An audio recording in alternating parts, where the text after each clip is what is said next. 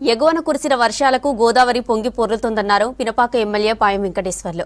రైతులకు సాగునీరు అందించాలనే సంకల్పంతో గోదావరి నీటిని దిగువకు విడుదల చేసినట్టు తెలిపారు ఎమ్మెల్యే. గోదావరి జలాలు వృధా కాకుండా సీతారామ ద్వారా దిగువకు వెళ్లే నీటిని చెరువుల్లో కుంటల్లో నింపుకొని సాగుకు వాడుకోవచ్చన్నారు. భద్రాద్రి కొత్తగూడెం జిల్లా అశ్వాపురం మండలం సీతారామ ప్రాజెక్టు పంపు హౌస్ 1 నుంచి 1500 క్యూసెక్ల సాగునీటిని దిగువకు విడుదల చేశారు ఎమ్మెల్యే. గోదావరి వరద ఉన్నంత వరకు నీటి విడుదల కొనసాగిస్తామన్నారు ఎస్ఈ రవి.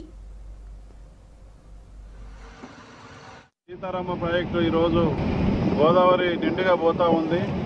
42 అడుగులు వరద మరి వేస్ట్గా కిందికి పోయి గోదావరిలో కలిసే సందర్భంలో సీతారామ ప్రాజెక్టు ఉమ్మడి ఖమ్మం జిల్లాలకు మరి వాళ్ళ ప్రాణాధారమైనటువంటి రైతాంగానికి సాగునీరు కల్పించేటటువంటి మరి వాళ్ళ సీతారామ ప్రాజెక్టు అటువంటి అతి పెద్ద ప్రాజెక్టు ఈ భద్రాద్రి కొత్తగూడెం జిల్లాలో ఉమ్మడి ఖమ్మం జిల్లాలో మరి ఈ రోజున వృధాగా పోయే గోదావరి జలాల్ని మరి ఈ రోజున బీజేపత్తూరు పంప్ హౌస్ దగ్గర మరి మోటార్ ఆన్ చేసి నీళ్లు కిందికి వదలడం జరిగింది.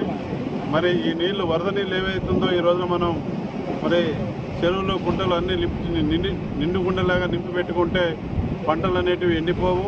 అటువంటి సీతారామ ప్రాజెక్టు మీద కాంగ్రెస్ పార్టీ ప్రభుత్వం అధికారంలోకి రాగానే గౌరవ ముఖ్యమంత్రి రేవంత్ రెడ్డి గారు, ఇరిగేషన్ శాఖ మంత్రివర్యులు మరి ఉత్తమ్ కుమార్ రెడ్డి గారు, మన ఉమ్మడి ఖమ్మం జిల్లా డిప్యూటీ సీఎం బట్టి విక్రమార్క గారు, పొంగులేటి శ్రీనివాసరెడ్డి గారు, తుమ్మల నాగేశ్వరరావు గారు ప్రత్యేకమైన శ్రద్ధ పెట్టి మరి శరవేగంగా పనులు పూర్తి చేసి దీన్ని ప్రారంభం చేసుకోవడం మరి ఉమ్మడి ఖమ్మం జిల్లా రైతాంగం అంతా కూడా ఎంతో ఆనందం సంతోషాన్ని వ్యక్తం చేసినారు.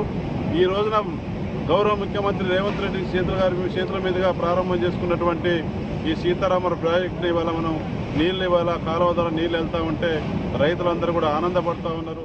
మోటార్ ఆన్ చేసి సుమారు 1500 క్యూసెక్ల నీళ్లు వదిలిపెట్టడం జరిగింది. ఇది 104 కిలోమీటర్ల దగ్గర ఏనుకూరు లింక్ కెనాల్ ద్వారా ఎన్ఎస్ కెనాల్లో కూడా కలుస్తుంది.